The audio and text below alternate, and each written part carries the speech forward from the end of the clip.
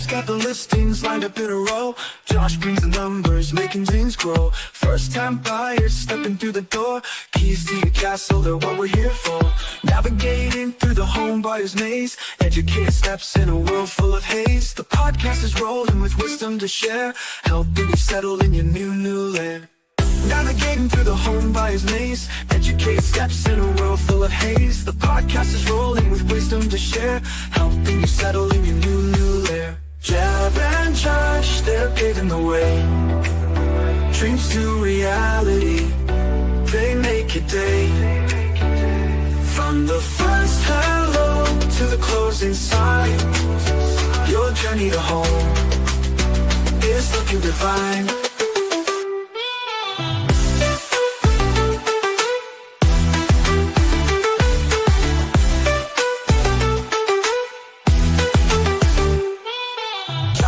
Down, the numbers make sense. Jeb shows the vision beyond the white fence. Teamwork like this is rare to find, helping you leave all your doubts behind. They talk about homes and talk about life, cutting through the stress and the buyer's strife. With every word they light up the spark, guiding you through when the road feels dark. Jeb and Josh, they're paving the way. Dreams to reality, they make your day. From the first hello to the closing sign, your journey to home is looking divine.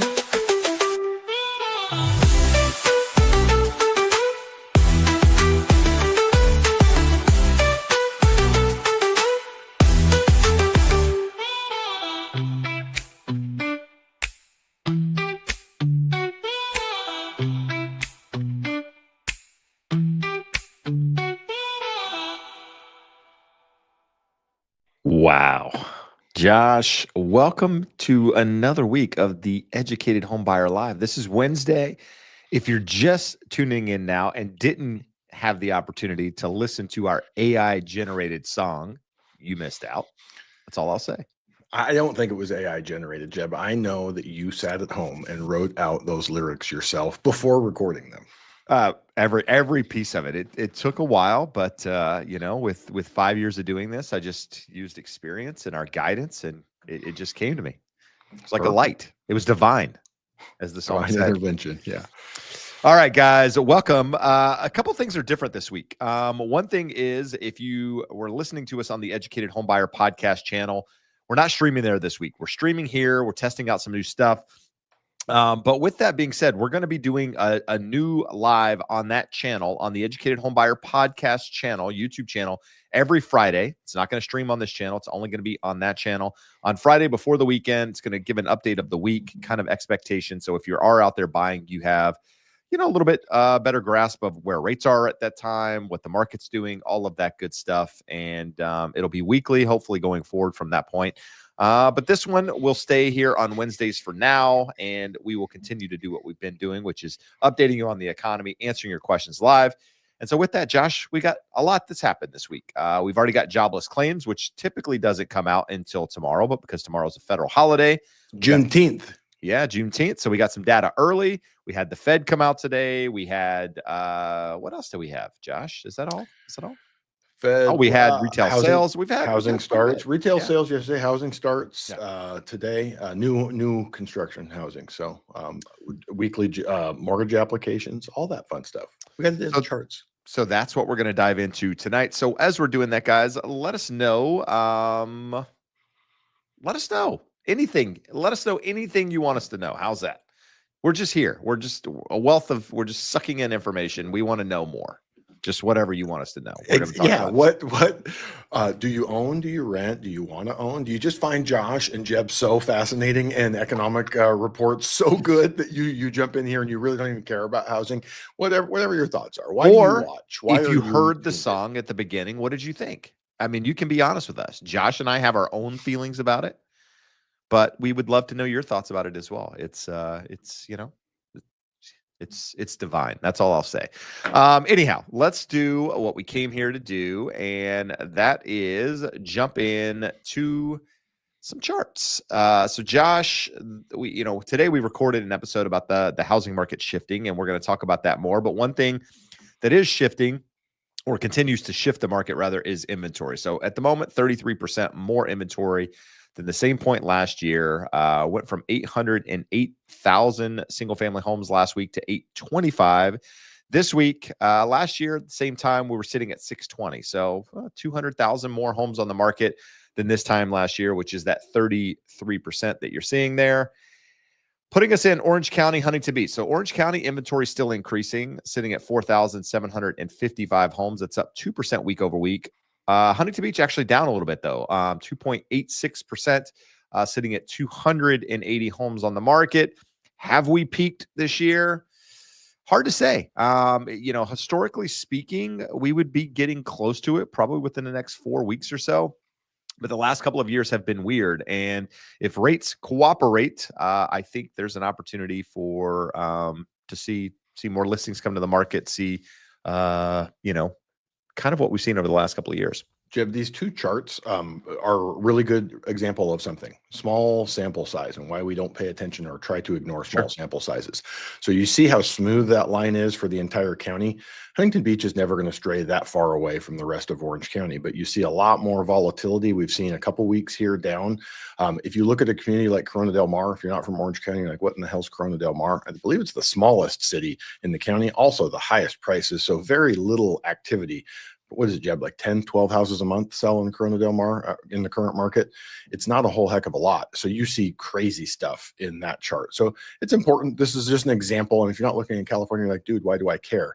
You care because there's similar things in your area. We tell you it's hyper local and look down to the local level, but there's definitely the less data there is in a data set, the more noise there is in it. Agreed. Absolutely. So one newsletter that we subscribe to is Calculated Risk, and they do a good job of providing active inventory. And I took some time here to highlight some markets, put them in red, and these are the markets that are back above 2019 levels with regard to inventory. Now, notice the entire chart's not red, right? There are markets here where inventory is still down compared to 2019. But when we're looking at the red ones, we got Charlotte, Dallas, Denver, Des Moines, Jacksonville, Nashville, the Northwest area, Phoenix, Portland. Wouldn't Portland be part of the Northwest? But either way, they've grouped it together.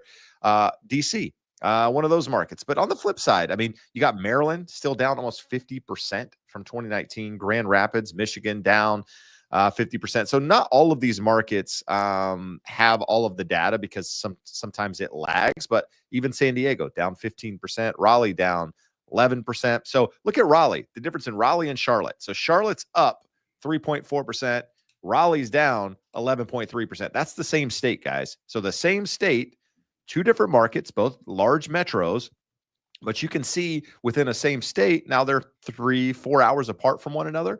You can see how that can change between just two areas. So why it's super, super important to pay attention to what's happening more so locally than anything else. 11 states have home prices at or below 2024, according to Altos. So Josh, based on, is this median home price? Is this, where are they getting the data to say that these are below 2024? Weekly pending sales price. Okay. So, and single family, it's a 90-day average. So this is, again, you got to be careful with this data because it's most likely the median. It's not an average, but even if it's average, as home price and affordability remains strained, you generally see more affordable homes sell. So it just moves down. This isn't repeat sales. This isn't price per square foot. So this probably skews the data. There's probably not that many states that are actually below. Not that the data is wrong. It's just the way that they're measuring it. But it gives you a good idea of how the things chart's are a bit away from where I'm watching it, but I can see Arizona, Texas, Florida.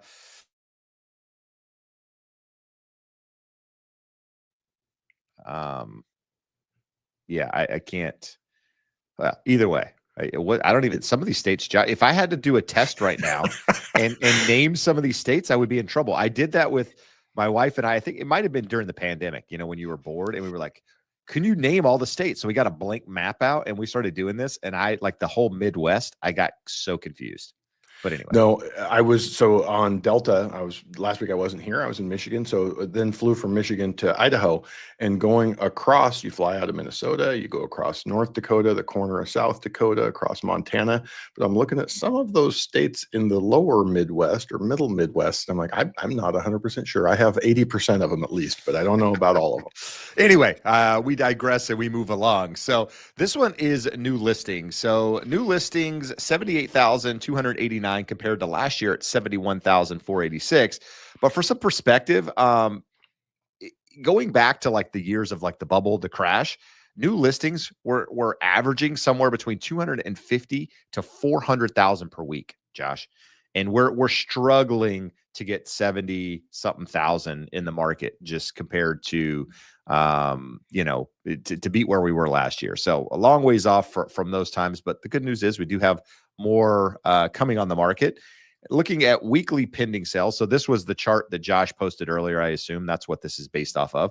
But we saw a bounce in sales, but we're still showing year-over-year growth even with mortgage rates sitting at 7%, coming in at 72,039 this week versus 68,916 last week. So that just shows you there's still demand out there, guys, even with rates where they are now. Now, last year, again, it's relative, right? It's a low bar. Like a lot of the last years, low bars, right? So even though we're above it, doesn't tell you a lot. We're still a long ways from an average, but the good news is there is demand. And I've got a chart in here that actually shows that pretty well. Two different charts. I wanted to show that data. So let's keep that in mind. Keep demand in the back of your head. And then total pending sales, 405,489 versus 395. So we're still up compared to last year, but down compared to 2022, which, was rates were still low. And then you can see right out there at the top when rates changed and what happened with the market at that time. Percent of properties with price reductions, 39.5%. So we're still seeing a bit of an increase there, the most that we've seen in the last couple of years. Jobless claims. So this is the same. So this chart doesn't factor in today's data. So the one that's missing is from today, which essentially would have the line basically moving sideways. It wouldn't vary very much from here. But you can just see, we're kind of in an upward trajectory there with regard to jobless claims. The question is, will it continue? Are we going to continue to see the employment market slow? Mortgage application data, Josh, I found this chart somewhat interesting. I mean, you probably see a lot more of it, but this year we've had 11 positive readings, 8 negative readings, 3 flat prints, but 19 straight weeks of positive year-over-year data. Just shows you, again, goes back to demand. And Josh said we're going to be taking a look at a chart with that here in just a minute. So what do we got? We should have led with this, Jeb, because this is what everyone cares about. The Fed meeting was today. We do get one next month, but this was an important one because we got the dot plots, the summary of economic projections. So pulled out probably the biggest quotes from the press conference for Powell.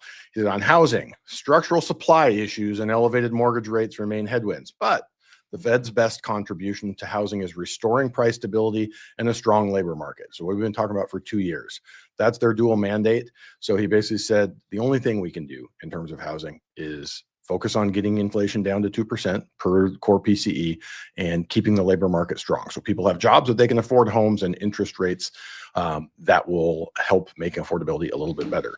On holding interest rates steady, so as long as the economy is solid, inflation moving down, we feel like the right thing to do is be where we are and learn more. So we're looking for cuts, right? We're all looking for cuts. And he's saying the right move right now with uncertainty, nothing's breaking and there's too much uncertainty. We're going to stick with where we're at. On inflation pressures impacting rates, we expect a meaningful amount of inflation to arrive in the coming months. Someone has to pay for the tariffs. Ultimately, some of it will fall on the end consumer. And then the last one on an uncertainty around future moves. No one holds these rate paths. We're going to show the rate paths they project. No one holds these rate paths with a great deal of conviction. We'll make smarter and better decisions if we just wait a couple of months to get a sense of really what is going to be the pass through. So The tariffs are the wild card. He doesn't feel like anything's breaking, and they need to post up and wait. So here are those dot plots. You'll notice, Jeb, I made some interesting I know you're there. confusing the hell out of these people, but I We're get where you're not going. confusing them. So you can see this blue, those blue lines are just showing you that the channel. So each one of those columns is what do they project at the end of 25, 26, 27, and then longer run. Longer run is so vague, Jeb. I don't even know why they put it in there. It almost looks just like 27, a little bit different. But you can see they all believe, even the most bearish, that rates are going to continue trending lower. But what we look at, the dots here, you'll see that red box at 4.25. That's where a secondary majority of them are at. They think we're going to be at 4.25 at the end of the year, which is right about where we're at right now. So some of them came down from slightly above that. Some of them came up from slightly below that, but there's more people at 4.25. A few of those that were above came down to 4%. A bunch that were just below 4% are down at 3.75, and a couple of them came all the way down to 3.5. So what we're seeing is basically a divergence there between now and the end of the year. We're seeing about half of them say, I don't see any cuts. And then we see the other half saying anywhere from 1 to 3 cuts before the end of the year, despite the fact that we just heard Powell saying, hey, we're not doing anything. Now, if you look forward to next year, you have, again, more mixed messages. Some of them moved their dots up. Some of them moved their dots down. The overall trend for all of them, they do believe rates are going lower.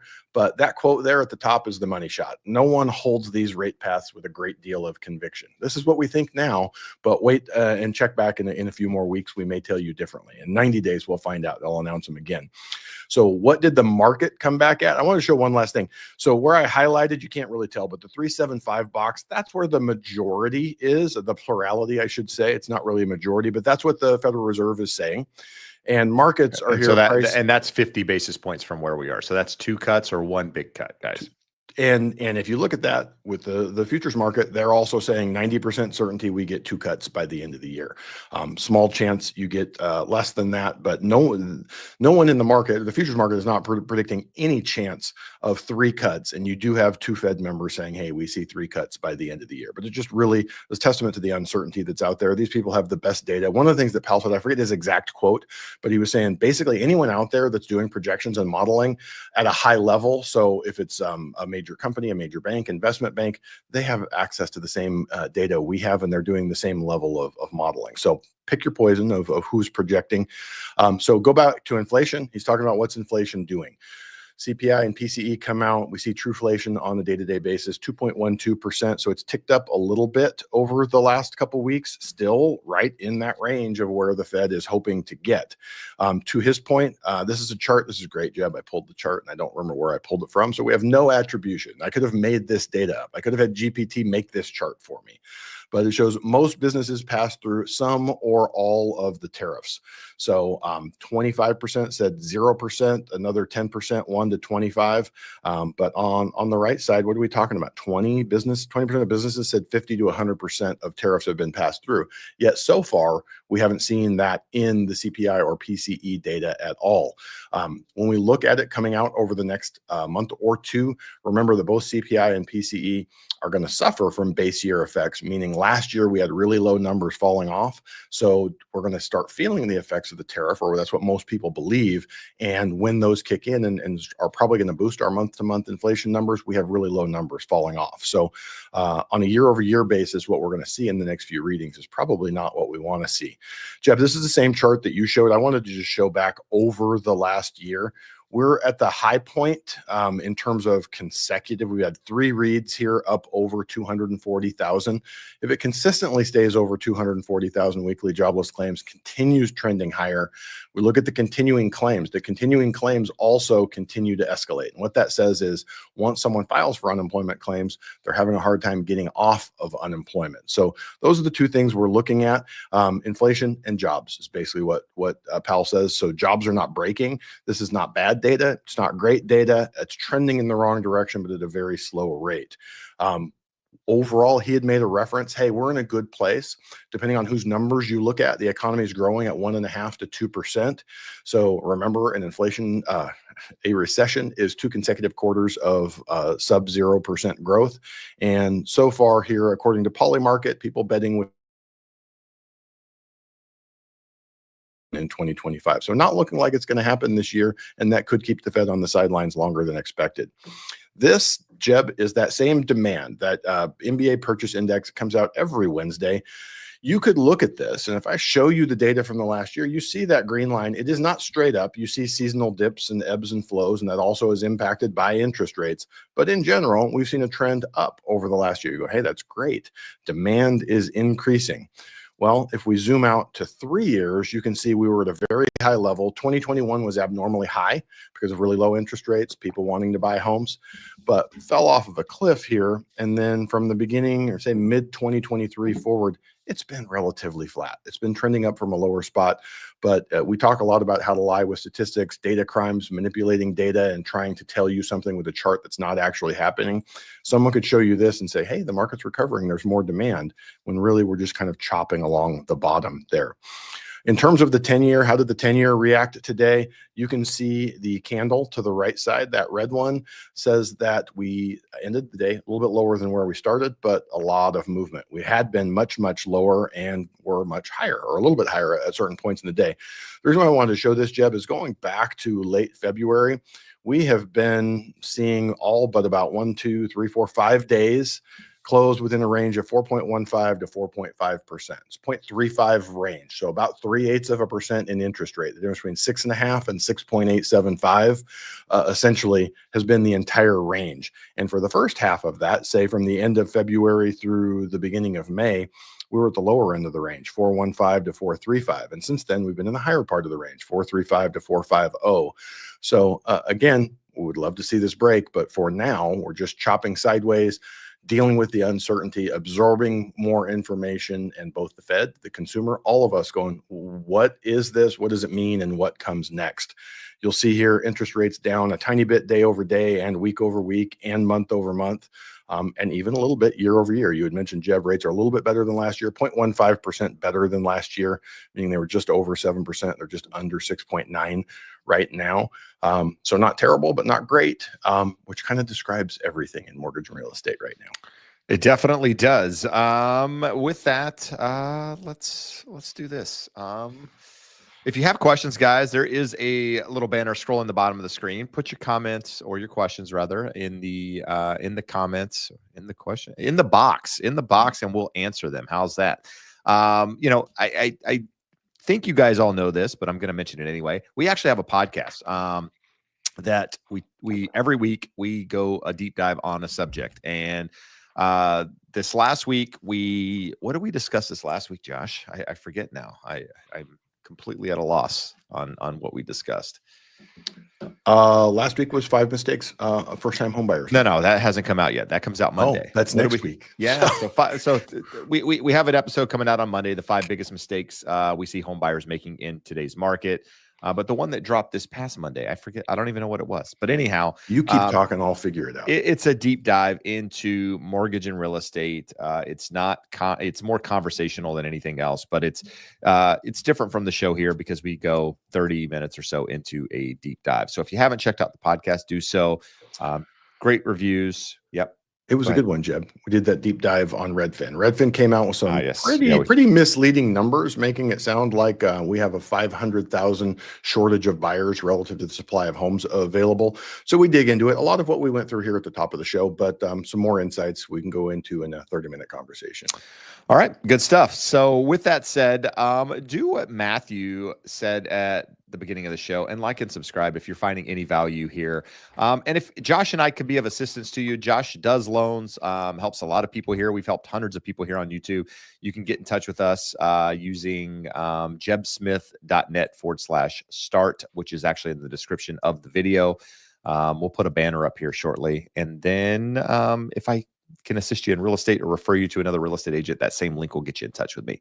So Josh, let's answer some questions. So Marcus comes in, strong question. On average, how much of a seller credit have you seen? And what is the highest amount? 6% ever. So seller credits at the moment, what's the most I've seen? Dollar amount wise, this year, so I have one right now where we're giving a $12,500 credit on a $725,000 home. So what's that? Less almost than 2%. Less than 2%. Almost, just under 2%. You know, and compensation. So we're paying agent compensation which is 2.5%. So if you're lumping all that together, almost 4.5%, if you're including the compensation piece of it, because now that's not quote unquote mandatory, but it never was mandatory. But your question was, what is 6% possible? Yes, you can do a 6% concession as long as the seller agrees to it. Depends on the market, how long it's been on the market, that sort of thing. But and the price point. But yeah, I think you could potentially see that depending on what it is you're trying to do. This is a really good question, Jeb. And let me make a point here that what happens when you do this and say, hey, I'll give you your price, or I'll only cut your price a little bit, and I want a monster concession. What that does is it takes real dollars and it makes them into monopoly money. It's sort of like paying with PayPal or buying things online when you don't see the money coming on your own, just paying with your debit card. It's been shown that people will spend more money that way, spend unwisely when they're not seeing the dollars go away that they're not getting back. So this converts your home price to monopoly money to go do silly things with. Why do I say silly things? Because to the seller, and you tell me if you think I'm wrong, Jeb, this is just a net. So if I'm willing to come down 6% in concessions, I'm willing to come down 3% in concessions and 3% in price. You can have a lower price instead of having 3% extra of monopoly money. Depending on where you're at in the country, 2 to 4% will cover all of your closing costs. So if you're going above that, now we're saying, I want to pay for a temporary buy down, or I want to pay for a permanent buy down. So generally, what I can say is I have very good spreadsheets that go and lay this out for borrowers, and at least 75% of people, when they look at it, they go, I'm certainly not doing a permanent buy down because there's the potential of free refinances down to a lower level versus paying a fixed cost that is sunk cost there that I'm never going to get back. And then they may consider a temporary buy down, because with the temporary buy down, if we get that opportunity to refinance, you're going to be able to get it back. But just remember, let's say we get to the end of 2 years on that 2-1 buy down. Rates aren't lower. You didn't get to refinance. You have the higher interest rate, and you paid more for the home just to have that lower payment for the first 2 years. It's just important. There's no wrong decisions here. It's just important that we don't take things that are real dollars you would never write a check for, you would never pull money out of the ATM and hand it to someone for. People will absolutely do it when it's just numbers on a ledger or we're moving it from one side to another. All right. Marcus has a follow-up question. Just says, what is a reasonable offer if you, in my opinion, for a 6-month plus old listing with no price drops? Impossible to say, Marcus, without knowing what the comps are, what the house is, all of that good stuff. So I wish I could be a better fit for that answer. But what I would say is find an agent in your market that you trust and have that conversation and see what they say. It's all based on comparables. It's not a number that you make up because the home's been on the market 6 months. It's a number that's justified by where the other comparable sales have sold and factoring that in, at least in my opinion.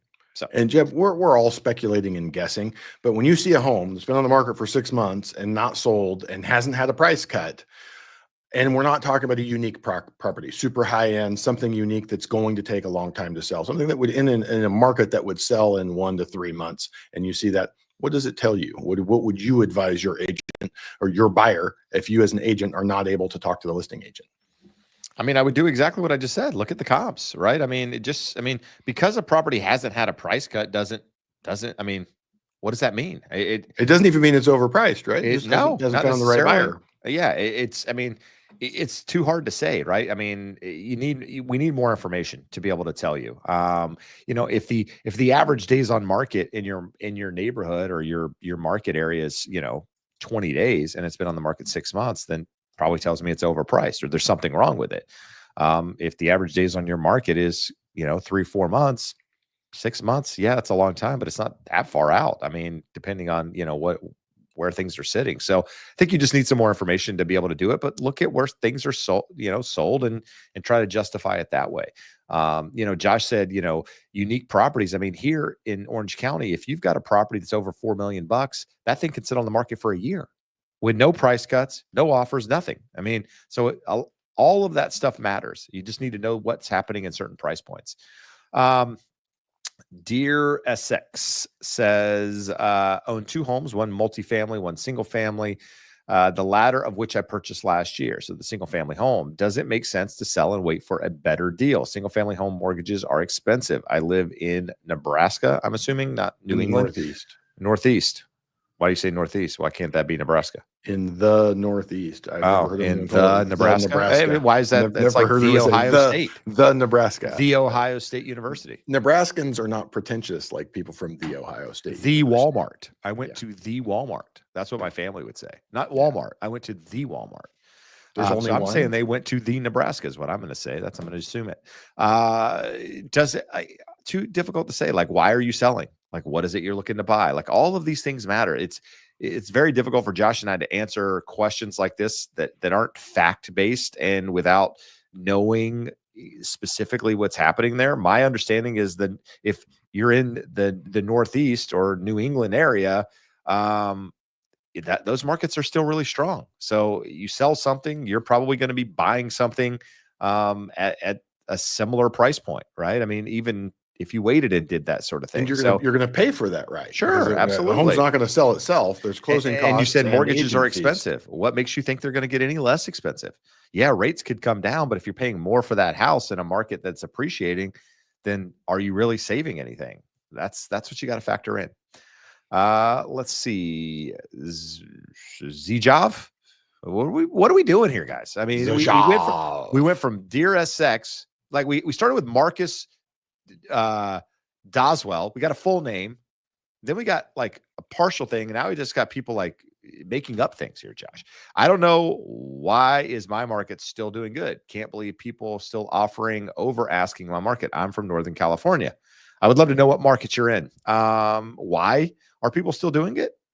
Maybe supply is low. Maybe people are still interested in home ownership and they can afford to do it and they're comfortable with the payments and they have a longer term time horizon, all of the things that we talk about. Let me paraphrase what you just said, Jeb. It's always and every time a supply and demand issue. There is a supply of homes available on the market and there is demand for them. The demand never goes away. The willing demand, it's all demographics. It's all people aging to a certain point in their life where they don't want to live at home with their parents anymore. They have a spouse or significant other. They start having children. They go, we need a place of our own. I don't want to rent. I don't want to deal with someone being the landlord.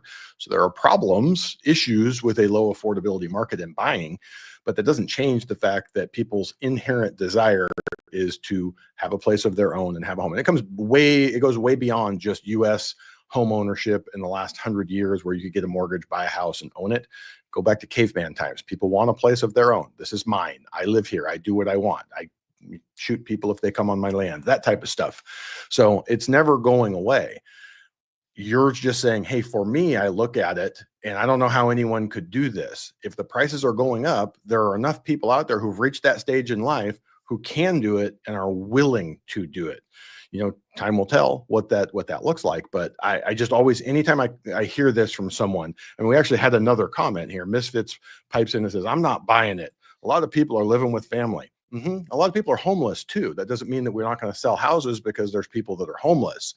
Like you have to stop looking around and seeing problems and go, home prices can't go up because of this, or homes can't remain at this level, or how is their demand?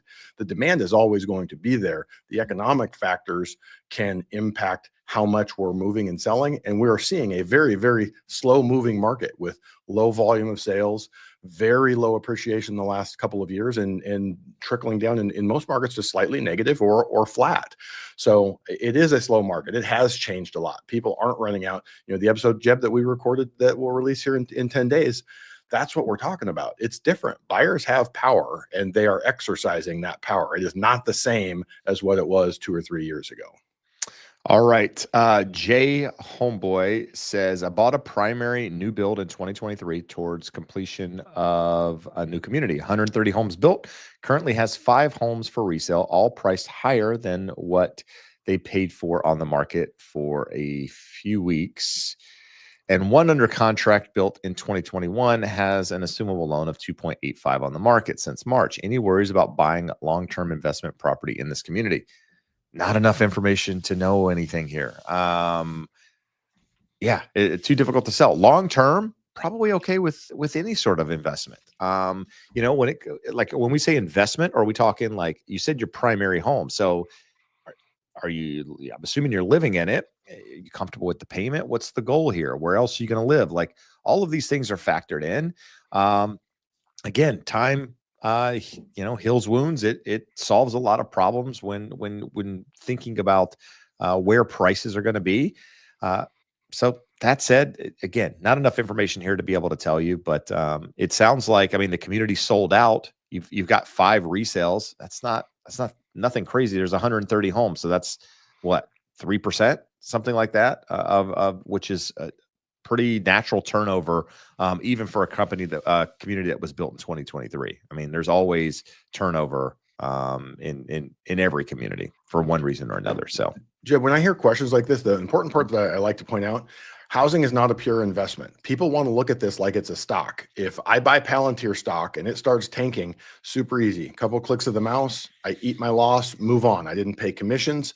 I don't need it. I can put the money in cash. I can wait for a better opportunity. Housing is not that. The vast majority of the housing stock is someone's shelter. There's an investment component to it, but it is secondary to the shelter.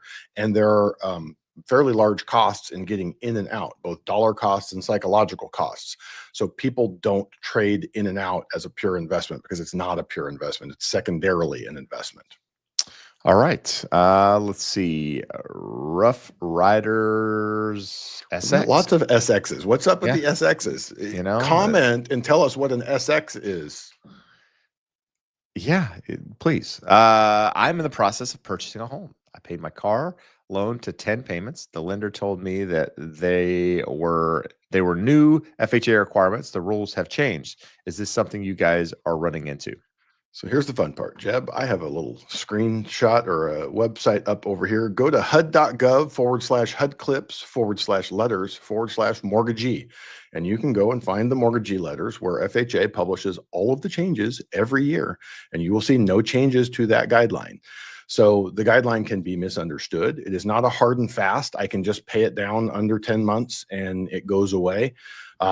If it impacts your ability to make your payments for the first 8-10 months, they can still require that to be counted into your debt to income ratio. But for someone to tell you that the rules have changed, it gives me grave concern about what that person is doing or what else they're trying to tell you that is incorrect, because has not been a change. It's just not a hard and fast rule where you can always do that. And if they advised you ahead of time that you could and then came back and said you couldn't, or there's always a chance that you did this and then went to them and said, hey, I did this, don't count that. And they're telling you can't.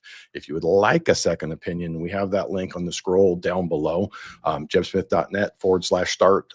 If you're in a state that I serve, which is about 26, 27 states that our team can help you, we can happily go through it and let you know what's possible and what's not. It could be a lender overlay that lender just doesn't do it.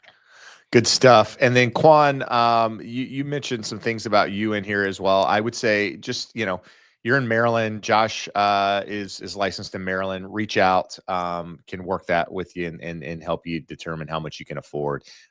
Because again, you're going to need more information than that. So let's see, Josh. Not a lot of questions at the moment. So if you have questions, now's the time to put them in, and we can answer them for you. Get you moving in the right direction. Marcus came back and he wants to know if you think, Jeb, that we're going to see more price reductions in the fall. In the fall, I don't know. Typically it peaks somewhere August-ish, fall. Hard to say. I think if rates do come down, the price cuts are probably going to subside. If you continue to see inventory rise, which at some point we should peak here in the next couple of months. I think that's when you see price cuts probably just kind of hang out to some degree. You don't see that continual rise in price cuts. So hard to say. I don't think so. But if you see rates come down, I think you see that go the other direction. But for the most part, I think inventory is what's going to drive more price cuts. If you got inventory coming to the market or not selling and buyer demand is weaning off, then that's, sellers got to do something in order to unload those properties, which this is on the same note, and they're not referencing where they saw this data.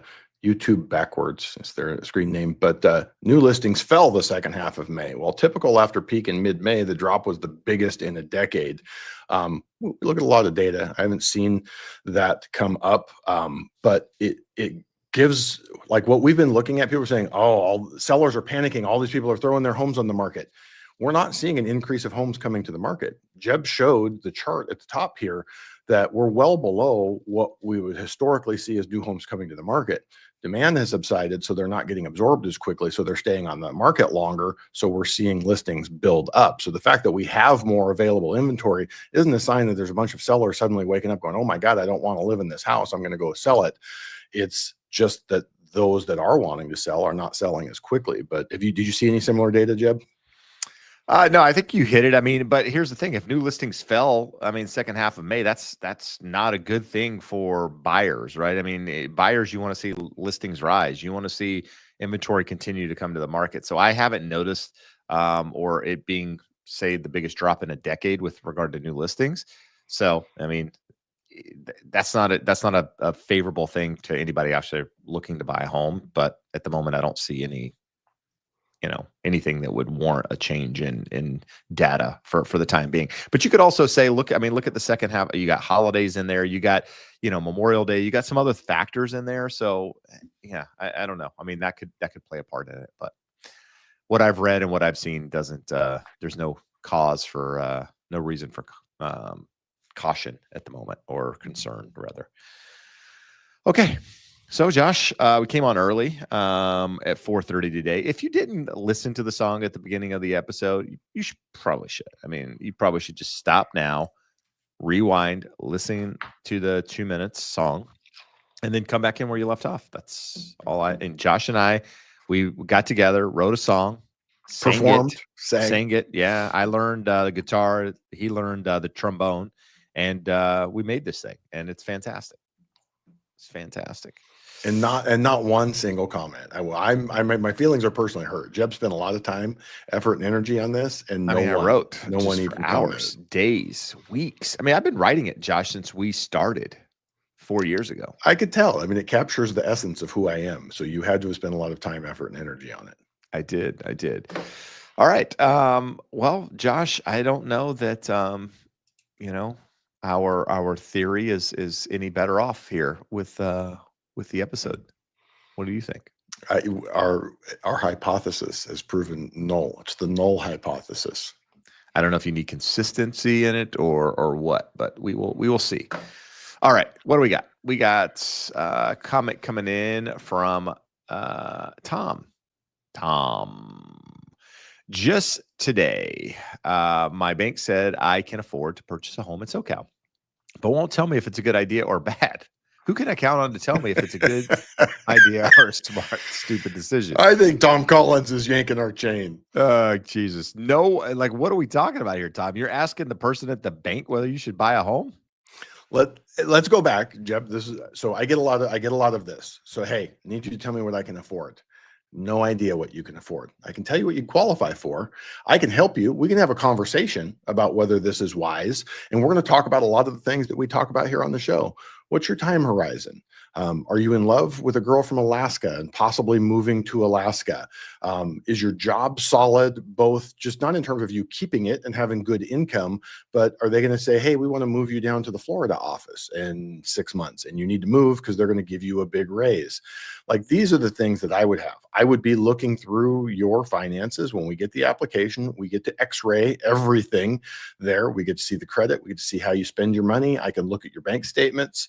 So I can give you some ideas and insights, but what Jeb's getting at is only you know what's reasonable for your situation. So if you're talking to someone that won't have that conversation with you, that's silly. But if you're also looking for them to make the decision for you, that's silly also. So I have a silly question. Hold your silly question. Tom says he's happy to chat. So we're going to throw up again here at the bottom of the screen. There is the link to get connected, and we would be happy to go and have that conversation with you and hopefully help you make a decision. There you go, Tom. Silly question. So I typically don't have, so when we stream this, we're streaming from StreamYard, right? Which is a third party service that streams to, multiple platforms or what have you. In this case, YouTube. So I actually have YouTube up on the other screen for whatever reason. I just didn't turn it off tonight, and I normally do. Beside people's names, it has a little purple box and a number in it, like number 1, number 3. What is that? What is that box? Please tell me. I don't know what that actually is here.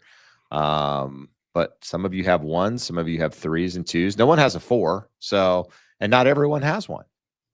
So I'm, I could probably Google it and figure it out, but you guys are YouTube people. So let me know. Let me know. All right, here we go. Let's go. Stephanie's got a question here, Josh. And basically, she wants to know about seller concessions for temporary versus permanent buy downs. Can you go a little bit deeper on that subject? We can do that. And she has a good follow-up here. She says, I guess my question is along the lines of what strategies to consider as a buyer when considering molding an offer to a seller regarding concessions. So for you as a buyer, we don't want to ask for any more than you absolutely need. And if we still think there's wiggle room or negotiating room with the seller, now we want to negotiate on price. Other things being equal, I want the lowest price possible. And the seller is going to be fixated on net. If they have a good agent representing them, they're not looking at the top line offer. It's okay, they cut me $10,000 on price and they want $10,000 in concessions. So that's a $20,000 cut. If I have another offer, how does it compare to that? So in terms of what you're looking at doing, a temporary buy down and a permanent buy down are two very different things. A permanent buy down should only be used if you need it to qualify. Like if you don't need it to qualify and it's optional and you're saying, hey, I want to pay a point, I want to pay 2 points to get a 1/4 to 0.5% lower interest rate.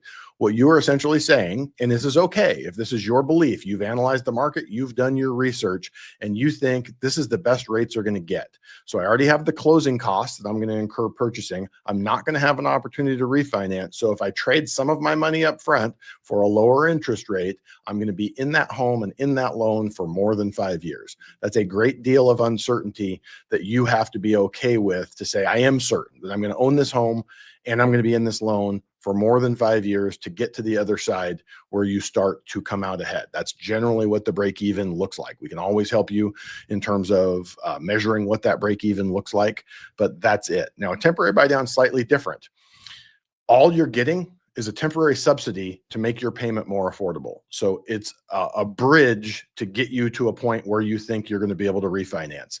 You can do a 1-0 buy down. A lot of people don't know that. It's cheaper, a little bit more reasonable. If you think in the next 12 months that rates are going to drop and you're going to get a chance to refinance, let's do that 1-0 buy down so that it's lower by 1% for 1 year and then it goes to the market rate. But 2-1 buy down is 2% lower for 1 year, 1% lower for the next year. And then a 3-2-1 is 3%, 2%, 1%. The biggest benefit to this is it buys you some time with a subsidized payment.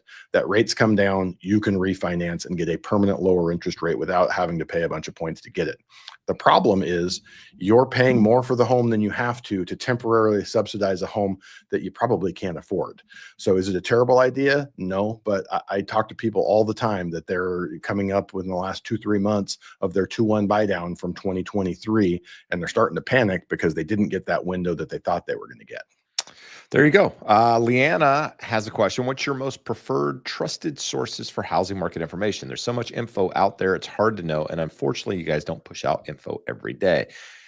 I wish we had the bandwidth to push out information every single day. But the reality is we don't. But that's one nice thing about this show is we kind of aggregate data over the last week and try to provide you with as much context as possible. But one source that both Josh and I both subscribe to, Resi Club Analytics, very neutral, like unbiased information. It goes statewide, countywide. You can go as deep as you want on some of this information, but just good information. Puts out charts, data weekly. Another one, you can go to Housing Wire and read their stuff. They're pretty, not as data driven as some of the other sites that are out there, but listen to Logan Matashami on Housing Wire's podcast. They put, hell, he's almost every day now. They went from once a week to 2 or 3 gave up times on everyone else and just let him talk. Yeah. And listen to him, weekly. If you want. I think, it could be almost too much because it's a lot of a repeat information. But good source there. Those are really the big ones. For that sort of thing. We have a lot of like off-brand stuff. Just calculated risk. Calculated risk is another pretty good cheap one. and very good. Yeah, there you go. Calculated risk is another one. Despite the fact that Bill won't a lot of them come are on our Substack. show, Yeah. Despite the fact that Bill won't come on our show and talk with us, we still will send people to his data and analysis. There you go. So good stuff. So Zijav is asking, should I put a large down payment to make it affordable in the meantime, or should I wait until interest rates drop? I think if you're buying a house, you have to be comfortable with the payment, right? Doesn't mean you have to like it, but you got to be able to make that payment every single month for the next 360 months, assuming nothing changes, and be happy that you have a house, right? If you can't do that, then you should either be waiting for affordability to improve, or you should be putting more money down to make that payment lower. If that works and you're happy spending the money, fantastic. But understand, once your money's in the property, it's a little more difficult to get out.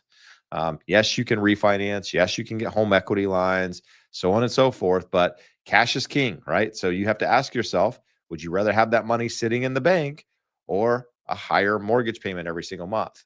That's not a decision I can make. Josh can't make that for you. It has to be something that you're comfortable with. And really, that's what it boils down to. So Let me give you the information that I give. So right now it's about $6.50 per thousand. So if you want to put an additional $10,000 down, it's going to lower your payment about $65 a month. Which do you value more? A payment that's $65 lower a month, or having $10,000 in the bank? Because once you put that money down, yes, you get the $65 lower payment, but it is tied up in the home, and you have to do an expensive, relatively expensive in terms of time, effort, energy, and money refinance, and ask someone's permission to get those funds back out. So you need to be pretty certain that it's worth it. And most people, when I talk to them, decide that it's not, unless they just absolutely can't qualify without getting that payment to a certain level. all right. So got a little bit of an answer here, although I don't think it's the right one. Cleburne says the purple box is paid members, I think. And then goes on to say, and the number is the months as a member. It can't be accurate, because at some point Marcus here is a 1. And then he's also down here, he's a number 2. And then, we've got, it's all over the place. And some of the boxes are different color purples. So I don't think that can be it. I might be wrong, but I don't think that could be it. We're going to figure it out. I'm going to put GPT on a deep research binge. But Jeb, I like this one. We got a good comment here. Tom says, wow, signed up using your link and already scheduled for tomorrow. Thank you both. Technology is a wonderful thing. We can be here talking to you guys across the internet. And Tom was able to get on my calendar for tomorrow with no intervention other than us pointing him to that link. All right. No, absolutely. And if you need that link, it's jebsmith.net/start. Get you in touch with a real estate agent, get you in touch with a mortgage professional like Mr. Josh, get your questions answered, get you moving in the right direction. Marcus, another question. What's the difference, Josh, in a permanent buy down and a temporary buy down with regards to the money involved? They're very different. So a temporary buy down is literally just a subsidy. The cost of the buy down is a calculation on the lender's part of how much interest are they foregoing. And that's the charge up front. And it goes into a separate escrow account, not your escrow account where your taxes and insurance are paid from, but a separate escrow account for your benefit. And for the first year, the amount of money in there is the amount of the difference between a 2% lower rate and the actual rate. And they subsidize that payment every month, and it uses that account. For the last 12 months, it goes down to 1% lower, and that subsidize out that account. So what you get is a much larger reduction in the monthly payment for a much shorter period of time. In general, when we're talking about a permanent buy down, the rule of thumb is 1 point will get you a 1/4% lower in rate. 0.5% or 2 points will get you a 0.5% in rate. The further you get, you can't just say, okay, then 3 points gets me 3/4 and 4 points gets me 1%. The further you get away from the par or 0 point rate, the less efficient it is to continue buying it down. But you can certainly do that, and we can walk you through those numbers. Good stuff. Do us a favor, if you're finding any value, hit the thumbs up. Consider subscribing to the channel if you haven't done so already. If you're not listening to the Educated Homebuyer podcast, you're missing out. A lot of good information, a YouTube channel there, also on Spotify and Apple. So make sure you check us out. We take this live episode, we put it on the podcast every Friday so that you can listen to us while you exercise, you run, you can hear Josh and I talking. It's a glorious time for us and technology, and just having us in your pocket all the time. It's fantastic. We should make a GPT with our voices where they could just ask and we could just talk to them. If you could make a GPT make a song for us, we should just be able to talk to people at all times and answer whatever their questions. We have enough information to be able to build a hell of a GPT that basically could answer any question they ask. The with our problem is, actual answers. like enterprise level, the key, the difference between like a custom GPT and an enterprise level GPT is having the know-how to put guardrails on it so that it doesn't say crazy things that get us in trouble. It's like Grok just says whatever, just has like multiple personalities and just talks. Anyhow, here we are. Okay. We've gotten to the end of the internet, which is fantastic. Only been here a couple times in my life. There is a good question here, Jeb, that All we right. cannot answer, but let's talk about it. Oh, yes. Raul wants to know the difference between a chattel loan versus a mobile home loan with no age restriction versus seller financing. What's the pro versus con? I'm going to give you the little information that I have. So you were talking about a tiny subset of the market. We've talked on the show here many, many times. Manufactured homes on a permanent foundation, on land you own, built after 1976 with a HUD tag, you can get Fannie, Freddie, FHA, VA, USDA financing on. You can do all of that. So we're talking no age restriction. He's saying it's pre-1976 or 1978. I'm not super clear on the dates there, but it's an old mobile home. So it doesn't qualify for that. So how can you finance it? Well, the seller can finance it. This is funny, Jeb. I never get this question. And I had a longtime client reach out, wanted to buy one out in the desert for like a hunting shack when he goes out there. A chattel loan, mobile home loan, I don't know that there's really any difference between those. What is a chattel loan, Josh? I'm not even going there, Jeb. It's just a type of loan that is available and an option for. I don't think Josh homes. Actually knows. Let's brother, test it. How many Let's more test ways Josh. can I tell you? I don't know. I cannot answer that question. But it is thrown out there often with manufactured homes pre 1976. So from that perspective, they're all different ways of financing. If you have all three of those options, reach out and talk to all three of those options. Many times the seller's not in a position to do it. Sometimes the seller doesn't have another option. That's the only way they're going to find a buyer for these. They are hard to move. So remember that when you're buying it, since it is hard to finance, it is also hard to sell. It's sort of like the greatest day of your boat ownership is the day you buy it. And then again, the day you sell it. You may feel the same about a pre-1976 manufactured home. Good answer, Josh. Way to come back there. I tried. Just hold your ground. Stand your ground. All right, guys. What do we got? We got no questions. I mean, this is for you all. And I'll mention what I mentioned earlier. So Fridays on the Educated Homebuyer podcast channel, we're going to start doing a live. Not 100% sure on the time, but the time's somewhat irrelevant because the video will be posted. But it'll be an update. It'll be a weekly update on data. It'll be a weekly update on interest rates, kind of setting you up for, making offers that weekend and just mindset sort of thing, like where things are and expectations. So, if you're not already subscribed to that channel, make sure you are so you can get those notifications as we post those. But it won't show up here, but we'll keep mentioning it so that you guys know. Jeb, Marcus comes through with a couple gems here to close out the show. Christina Smallhorn talks about chattel loans. So if you need information on chattel loans, go out and search her channel and see if you can find that information. And then he follows up, says, with a temporary rate buy down, don't you have to qualify for the current par rate? That is correct. You can't use that temporary buy down because it's not permanent. It goes away. We have to qualify you at the note rate. So Marcus said earlier, I think that's what I need. I need a rate buy down to qualify for the payment. Don't know what type of loan you're looking at on Fannie Freddie loans. It's not as advantageous, but with FHA loans, we have some 3 and 5 year ARMs that we can qualify at the start rate that are going to be able to help stretch your qualifications if it's a smart thing, like Tom Collins wants to know if it's a smart thing to buy. If that's a smart thing to do to stretch you where you need to get, it can be an option. So don't know where you're at, but if you want to talk, happy to go through it with you. Good stuff. And Christina's a great resource for manufactured, for mobile, for tiny, for basically I would say affordable housing. She knows a lot about that sort of thing. So she's a good resource. Go check out her channel and show her some love. All right. What do we got? Josh, we got nothing.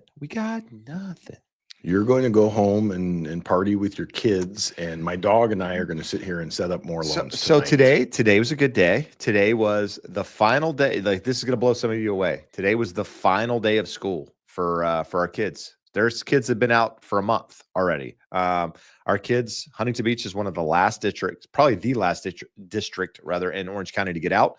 But son graduated, my middle child graduated from 5th grade. He's going into 6th grade next year. Crazy. Oh boy. Crazy. Boy. But anyway, he has a football party tonight. So we're gonna go hang out with football people and eat some pizza, Josh. Fantastic. I love pizza. I could eat pizza every night. My wife is out of town, so my dog and I get to do whatever we want for the next 3 days, just like we have for the last 3 days. I wonder why you were driving her car. I'm driving her car. I'm drinking her beer. I'm doing whatever I want. I'm throwing my clothes on the floor and not picking anything up. We do whatever we want. As long as I put it back together before she gets home, she'll never know. Oh, dude, she will definitely know. I don't care what you do. She will know. You think the super detective will be able to figure out that even though she's not here, she's not watching the show. I'll bet you she is. I'll bet you we'll get a text. If she doesn't text me in the next 1 minute, then I know that she's not watching it. Raul has a good question. When hiring a realtor, use the local expert who specializes in a city or a top agent who works in a general area. I think either could be good choices. You don't necessarily need the expert in your neighborhood. I say expert, quote unquote expert in your neighborhood, right? Sometimes those people have just been there a long time and they put out a lot of marketing material and they're not the best agent. You've just seen their face the most. They have maybe the most listings and they do a shitty job at marketing and a shitty job at selling them. I can speak to that because I know several of those people. And then top agents in general, in a general area, sure. I mean, that's okay too. Either way, just make sure who you hire is who you get. You can communicate well with them. They know what they're talking about. I mean, you can hire an agent in Orange County that not necessarily lives in the market that you're in, but you just want somebody that has some experience, has sold in a couple of different markets, and can have a conversation with you on the phone or in person and answer your questions, right? I mean, there's the ability to pretty much answer anything now when you're not having a face-to-face conversation using AI. So have an actual conversation with people and see if they can help guide you in the right direction. I think that's the best approach. I've got an impossible question for you, Jeb. Use a green or low producing realtor from your city or a very well respected top producing agent from 35, 45 miles away. I would probably almost go with the agent that's further away, in my opinion. I would too. Just experience wise and knowing that they do volume. I mean, knowing somebody does volume and selling other properties just shows you, hey, they're in tune with what's going on in the market today. Whereas unfortunately, a lot of newer agents, not only do they not know the current environment, but there's a lot of hand holding. There's a lot of, just the I's not getting dotted, the T's not getting crossed type of stuff. So you want that here in kind of simple terms, you want local knowledge. That is important, but that transactional expertise that only comes from doing a lot of transactions is important. Josh, somebody wants to know how World War III will affect the housing market. I believe we got to Iran soon enough that they don't have the nukes to get it going. So we may have a little longer to answer this question. Although there's an awesome Substack called The Rational Optimist, and they did an article that I read on the plane home from Idaho that scared the shit out of me because they were talking about the next phases of drone warfare, and it's like next level. There's no more fighting. There's no more soldiers. There's just little micro robots that are trained to kill, and then they get trained to kill each other. So it's scary. But in all reality, let's talk, what would a war right now do to the housing market? And let's say, when we say world war, I mean, are we talking, I guess, the United States? Or are we talking, Israel and Iran go, ballistic on one another and it creates just turmoil across overseas? Are we calling that a world war, or are we only calling it we're involved. I don't It just actually know depends the on definition. who gets involved. Like to me, as long as it is not on your continent, and even like we talk about for us in the U.S., we've never had a war fought on our soils. We've had terrorist attacks, but we've never had a war fought on our soils. So our housing market, we never had houses get blown up, supply getting taken out of the market. People focused on just surviving. Civilians focused on surviving. We have had people in the military focused on surviving in conflicts, but not U.S. citizens on U.S. soil. So it's never been an issue. And even to the point of South America, there are a lot of really poor countries in South America. In Mexico, you've got the cartel violence, things that we can't even fathom or imagine here. And they still have functioning real estate markets in most of those countries. Yeah, I mean, but here's the thing. I think where my head went with it is not necessarily the housing market per se, but just the market in general is right. Volatility, turmoil, something big like that happens. You're looking at a lower 10-year. You're looking at Fed intervention to some degree, depending on what's actually happening there, which means lower rates, but you also means uncertainty in the economy. So people are probably a little bit more weary just in general. Jeb, look at our smart listeners here saying the same thing. So TM says oil prices are going to go up, which they would. So inflation is back to a degree. Powell talked about it. There was a question at the presser today about, hey, with the conflict in the Middle East, oil prices going up. He had very good data on how much less dependent the U.S. economy is on oil than it was 40 years ago when it was a massive problem. So definitely some elements of inflation, not nearly what we saw in the past. And then Dear SX back and says money printer, and just exactly what you were saying. The government could step in and do that, which is part of what got us in the problem here with home prices and other assets elevated and affordability really low, and massive government debt, and now interest rates at this level being a problem. So let's go back and thank me for asking this terrible question and leading us in this terrible thought experiment of bad things. We don't want any of that to happen. Let's put it all back in the bottle and wish for peace in the Middle East. There you go. Look at you, Eminem. Dear SX came back and said SX was drift car from long ago. So there you go. Anyhow, if you haven't done so already, guys, hit the thumbs up if you're finding any value at all. There's 20 of you. There's been well more than that the entire episode. So either you're not finding value or you just don't like us. So if you don't like us, hit the thumbs up. If you do like us, hit the thumbs up. Consider subscribing to the channel. We'll be back on Friday on the Educated Homebuyer Podcast to give you an updated live before the weekend. So go there and like and subscribe now to get notified. Yep. And then we'll be back next Wednesday for this show. But until then, adios, amigos. Oh, I just stole your line. You got to say something new. You got to say something new. Sayonara. Sayonara. Adios.